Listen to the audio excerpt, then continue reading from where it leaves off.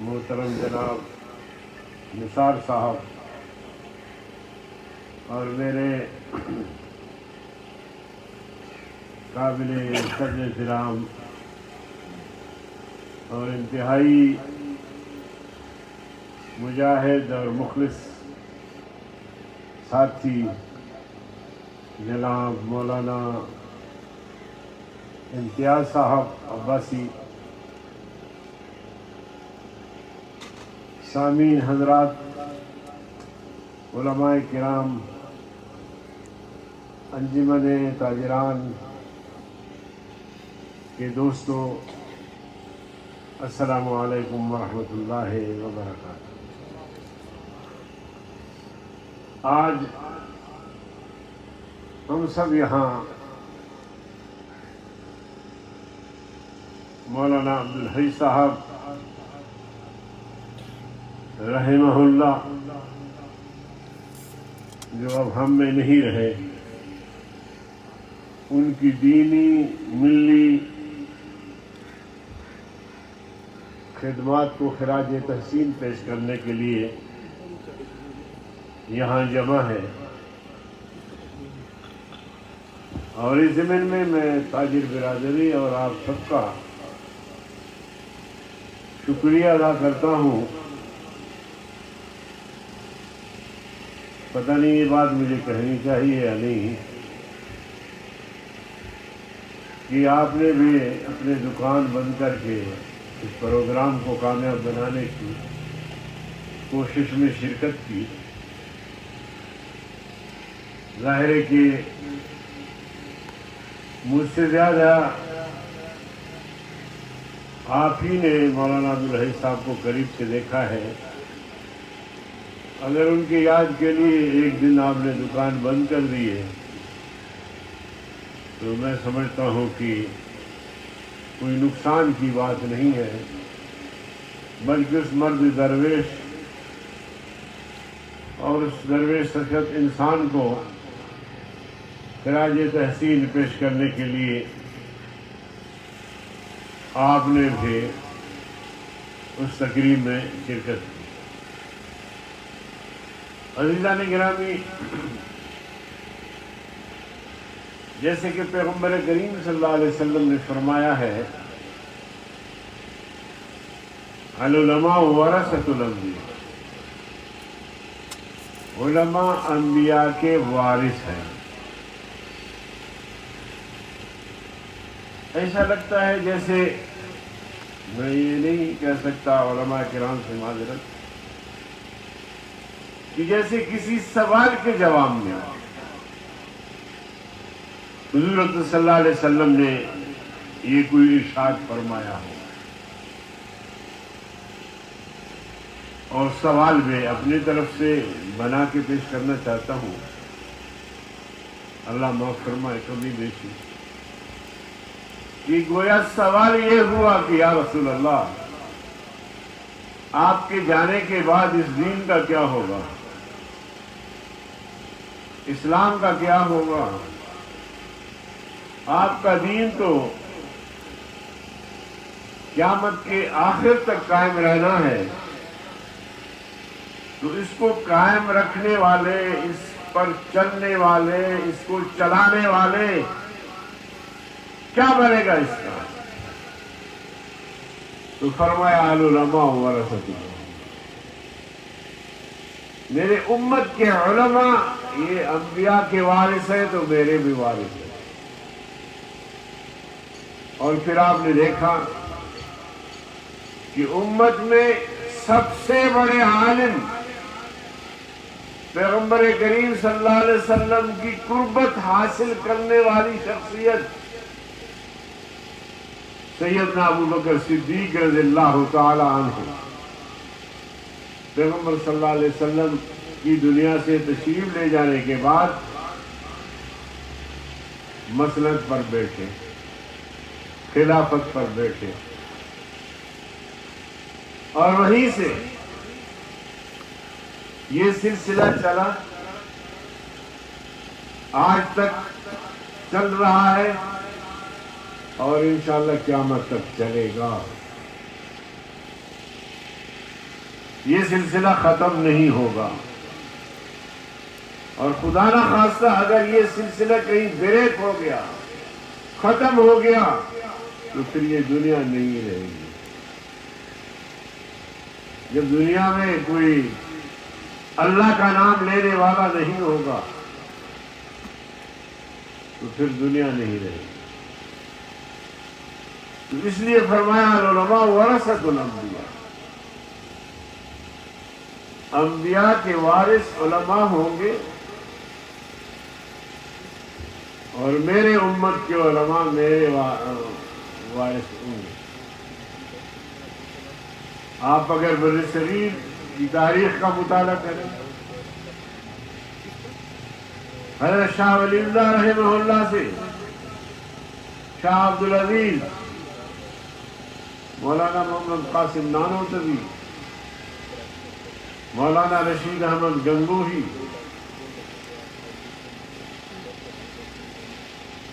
اور پھر انگریز کے خلاف تحریک کے علاوہ براہ راست جو جنگ ہوئی شاملی کے مقام پر، یہ وہی سلسلہ ہے کہ باطل کے خلاف سینہ سفر ہو کے علماء کرام نے جنگ لڑی۔ ابھی میرے بھائی بتا رہے تھے، غالباً صغیر احمد صاحب، کہ سردار عبد القیوم صاحب اور ان کے ساتھ علماء کرام، یہ جہاد کا جذبہ، حب الوطنی اور باطل سے جہاد اور باطل سے ٹکر لینا، یہ تو امت کو علماء کرام نے ہی سکھایا اور اس پر آمادہ کیا کہ اپنے وطن کو بغیر جہاد کے حاصل نہیں کیا جا سکتا۔ اور اس وقت کے حکمران اگر جنگ نہ روکتے تو شاید آپ سری نگر بھی فتح کر چکے ہیں۔ تو عرض کرنے کا مقصد یہ ہے کہ علماء کرام آج بھی وہی محنت اور وارث انبیاء بن کر وہی محنت کر رہے ہیں جو اس سے قبل علماء نے کی، صحابہ کرام نے کی، پیغمبر صلی اللہ علیہ وسلم کے دور میں۔ تو یقیناً مولانا عبدالحی صاحب رحمہ اللہ کی وفات سے علمی حلقوں میں، دینی حلقوں میں، تدریسی حلقوں میں ایک خلا ضرور پیدا ہوا۔ مجھے توقع ہے کہ یہاں کی جماعت، ان کی اولاد اس خلا کو پر کرنے کے لیے شب و روز محنت کریں گے، اور ان کی تحریک کو، ان کی مشن کو جمعیت علماء اسلام کے ساتھ وابستگی دیوانگی کی حد تک رہی۔ کئی ملاقاتیں، کئی دفعہ مجھے انہوں نے بلایا، مدرسے میں بھی بلایا، یہاں جب وہ عہدیدار تھے ہم آتے رہے۔ میں جماعت کا کارکن ہوں، ہر جگہ پہنچنے کی کوشش کرتا ہوں، لیکن پھر بھی مجھ سے بہتر آپ جانتے ہیں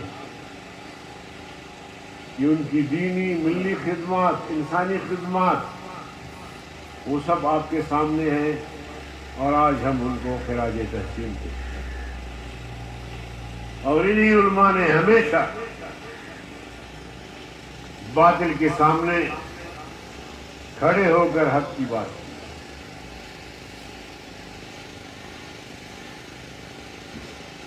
کلمۃ حق افضل الجہاد کلمۃ حق عند سلطان جائر، سلطان جابر کے سامنے ایسے ہی علماء کھڑے رہے، اور آج قائد جمعیت مولانا فضل الرحمان صاحب کی صورت میں کلمہ حق سلطان جائر کے سامنے بڑے واضح انداز میں ہو رہا ہے۔ میرے دوستوں، میں پاکستان کی بات یہاں کروں یا نہ کروں مجھے معلوم نہیں، کریں سر۔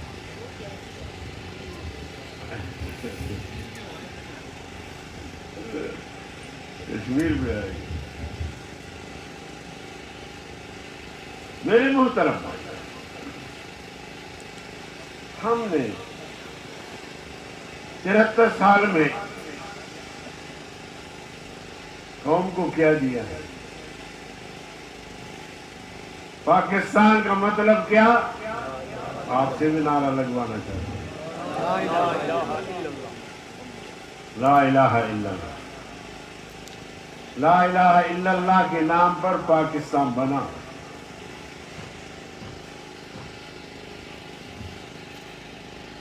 یہ نعرہ ایسا تھا کہ بر صغیر کے مسلمان یہ سمجھنے لگے کہ اس نعرے کی بنیاد پر اگر ایک ریاست قائم ہوگی تو وہ اسلامی ہوگی،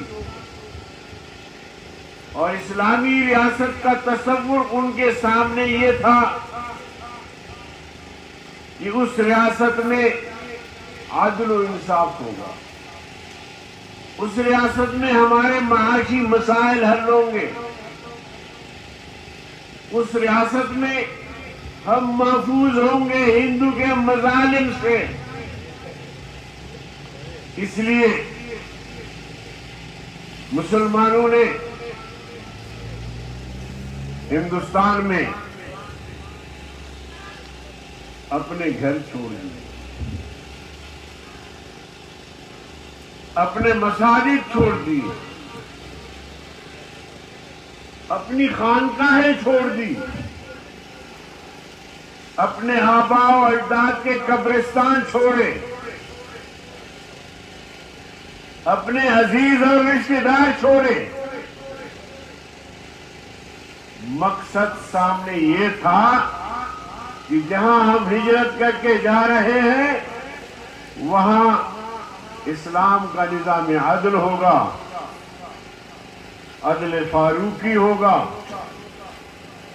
ہم امن اور عافیت سے وقت گزاریں گے۔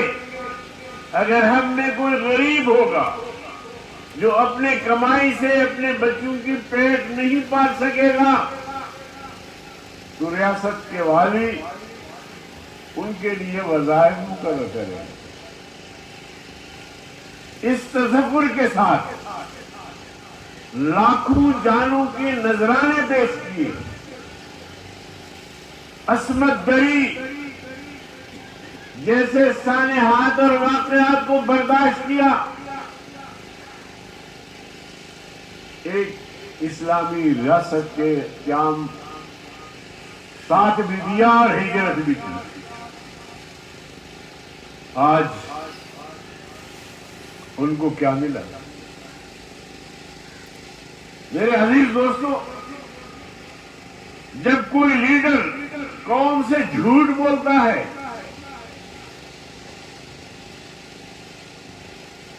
غلط بیانی کرتا ہے، جیسے آج بولا جا رہا ہے، تو پھر اس کا نتیجہ ہمارے سامنے ہے۔ اس وقت میں جناح صاحب کے ارد گرد جو لوگ تھے وہ صحیح نہیں تھے، صحیح گائیڈ نہیں کر سکے، بلکہ آزادی کے بعد سیکولر اسٹیٹ کا تصور جو ہے وہ دیا گیا۔ متعارف کرایا گیا.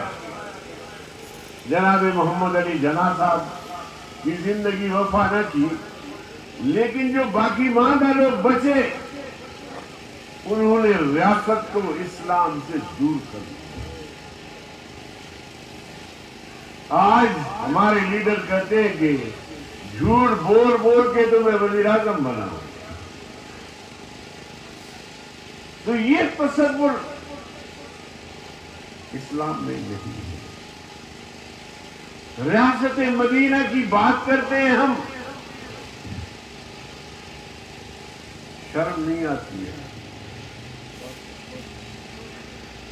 یہ ایسی مقدس ریاست کی بات ہم کر رہے ہوتے ہیں جس پر ہمارا اپنا عمل نہیں ہے.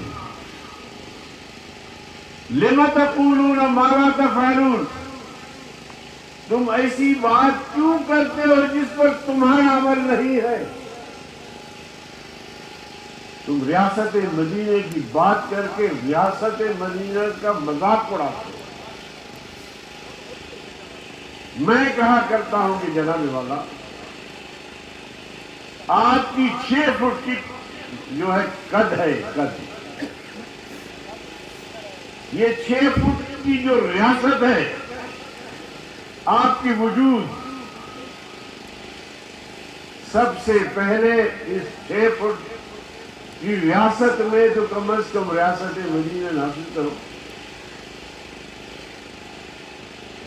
ایک شخص اگر 6 فٹ کی ریاست میں ریاست مدینہ نافذ نہیں کر سکتا تو 22 کروڑ مسلمانوں کی ریاست میں وہ کیسے ریاست مدینہ کا نمونہ پیش کر سکے گا؟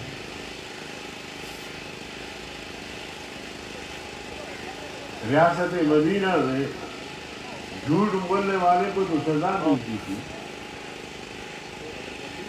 آپ نے قوم سے وعدہ کیا، نوجوانوں سے وعدہ کیا، انہیں گمراہ کیا کہ جب میں برسر اقتدار آؤں گا تو 1 کروڑ نوجوانوں کو ملازمت دوں گا.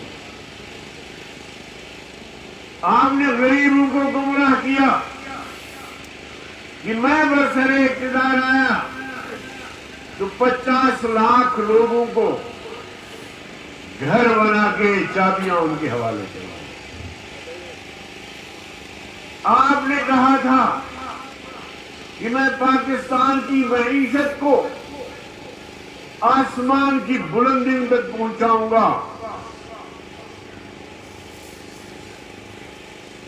اور اس سال کا جو بجٹ پیش ہوا، جو جی ڈی پی گروتھ ظاہر کیا گیا وہ 0 تھا. یہ آسمان کی بلندی تک پہنچانے والے بجٹ کو، ڈالر کو کہا کہ جی ہم 100 سے 60 تک لے جائیں گے. یہ جو کشمیر اور پاکستان سے لوگ باہر دنیا میں جا کے محنت مزدوری کاروبار کر رہے ہیں، وہ سب واپس آ جائیں گے. اس لیے کہ پاکستان 2-2.5 سال میں یورپ کو گراس کر گیا اور مختصر وقت میں پاکستان پر جو قرضے ہیں وہ سب معاف کر دیے جائیں گے. اور میں IMF اور ورلڈ بینک سے قرضہ نہیں دوں گا. اور اگر مجھے کہا گیا کہ آپ IMF سے قرضہ لے لیں، اس کے بغیر ملک نہیں چل سکتا، تو میرے لیے پھر خودکشی بہتر ہو. میں ان سے کہا کرتا ہوں عام طور پر کہ میرے بھائی، وعدے تو آپ نے بہت کیے، ان سب پر عمل درآمد کرنا آپ کی بس کی بات نہیں ہے. آپ ایک وعدے پر عمل کریں جو اس میں دیر نہیں لگتی، وہ ہے خودکشی والی. یہ تو کم از کم آپ کے اختیار میں ہے. جتنے وعدے آپ نے کیے اس پر عمل درآمد نہیں کر سکے تو مہربانی کر کے اس پر تو عمل درآمد کرے، اور یہ مشکل میں نہیں ہے. کسی نے کہا کہ مولوی صاحب آپ خودکشی کی بات کر رہے ہیں، خودکشی تو جائز نہیں ہے۔ میں نے کہا عمران کے لیے جائز ہے۔ تو میرے عزیز دوستو، جھوٹ پہ جھوٹ بول کے 2.5 سال ہی نہیں ہو جائے۔ ہم نے تو روز اول سے کہا کہ 2018-25 جولائی کے انتخابات میں بدترین دھاندلی ہوئی ہے۔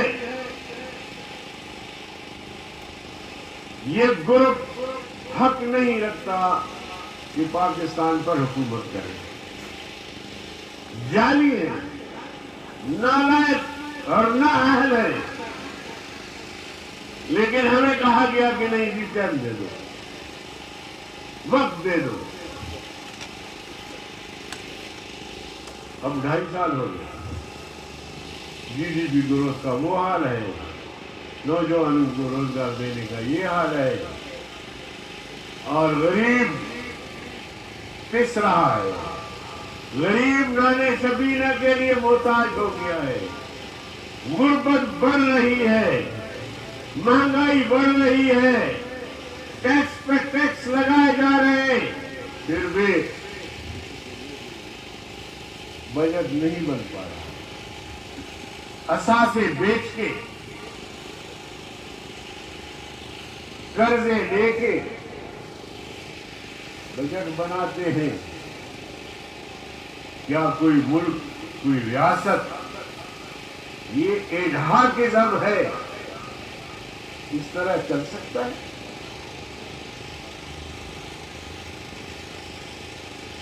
میرے عزیز دوست، آپ نے فرمایا کشمیر کی بات، بالکل میں کشمیر کی بات کرتا ہوں۔ ہم دکھی ہیں کیونکہ کشمیریوں سے نہ صرف ہمارا خونی رشتہ وابستہ ہے، بلکہ ہمارا روحانی رشتہ ہے۔ روحانی رشتہ اسلام کا ہے، اور یہ رشتہ تمام رشتوں سے بالا تر ہے۔ سیدنا ابو بکر صدیق رضی اللہ تعالی عنہ کے بیٹے نے کہا، اس وقت مسلمان نہیں ہوا تھا، غالباً جنگ بدر میں آپ میرے سامنے سے گزر رہے تھے، اور میں اگر چاہتا کہ تمہیں قتل کروں تو قتل کر سکتا تھا، مگر خونی رشتہ، والد کا رشتہ سامنے آیا، میں نے تلوار کھینچ لی۔ سیدنا ابو بکر صدیق رضی اللہ تعالیٰ نے فرمایا، میں تمہیں دیکھتا تو قتل کر دیتا، اس لیے کہ جس رشتے سے میں وابستہ ہو گیا ہوں وہ روحانی رشتہ ہے جو خونی رشتے سے بڑھ گیا۔ ہم اپنے بھائیوں سے روحانی طور پر بھی وابستہ ہیں۔ ہم نے طویل جدوجہد کی، جو ایک آئینی راستہ ہے، اقوام متحدہ کا راستہ ہے، ہم اس میں شامل رہے، ہم ریاست کے موقف کے ساتھ رہے، لیکن جناب والا جب یہ حکومت آئی، آج بھی میرے موبائل میں وہ بیان عمران خان کا موجود ہے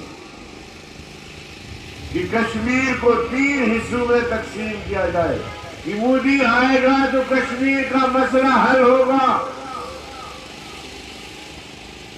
کیا یہی حل ہونا تھا کشمیر کا مسئلہ؟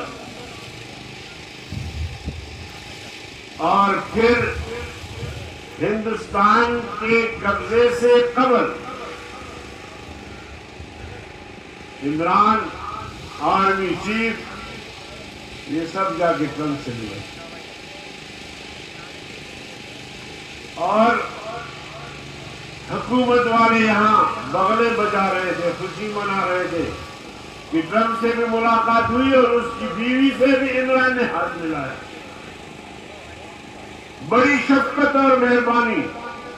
اور اگر آپ حضرات کو یاد ہو تو اس وقت ٹرمپ نے بیان دیا کہ میں ثالثی کرنا چاہتا ہوں. اور پھر آپ نے دیکھا کہ ٹرمپ نے ثالثی کس طرح کی. اسی ملاقات میں اسی وقت ہم نے تبصرہ کیا کہ یہ کشمیر بیچ کے آ رہے ہیں. اس وقت تک انڈیا کا قبضہ نہیں ہوا.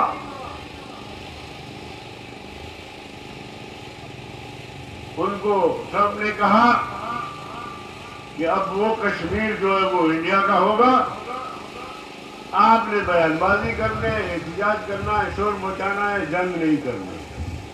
نعرہ تکبیر, نعرہ تکبیر, تقسیم کشمیر, تقسیم کشمیر, مختیار تیرا چھوڑنے آدھی, مختیار تیرا چھوڑنے آدھی.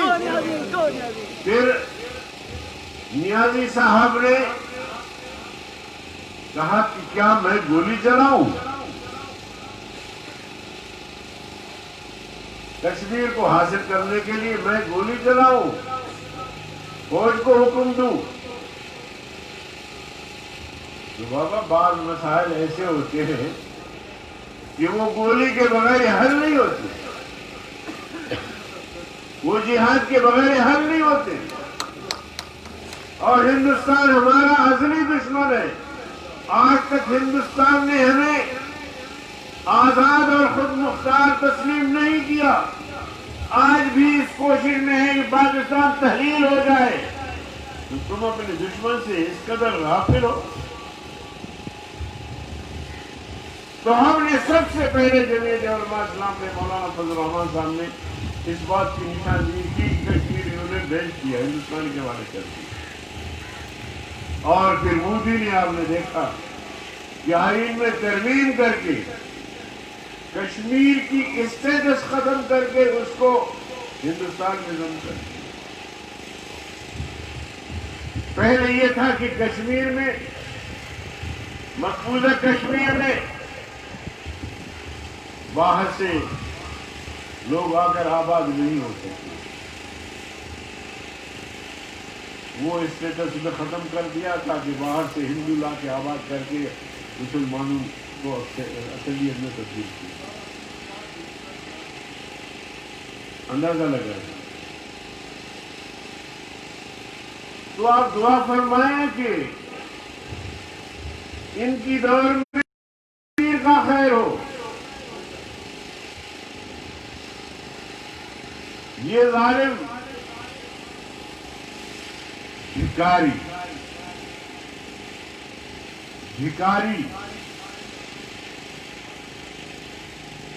بیامر بھاشا سے منا رہے تھے. انہوں نے سمجھا کہ شاید خانم ہاسپٹل کی طرح وہ اور دور تھا اور یہ اور دور ہے جب آپ کی اپنی حکومت ہے.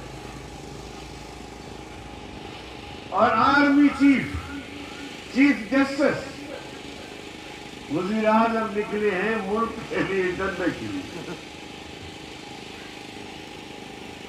ملک چندے سے چلتے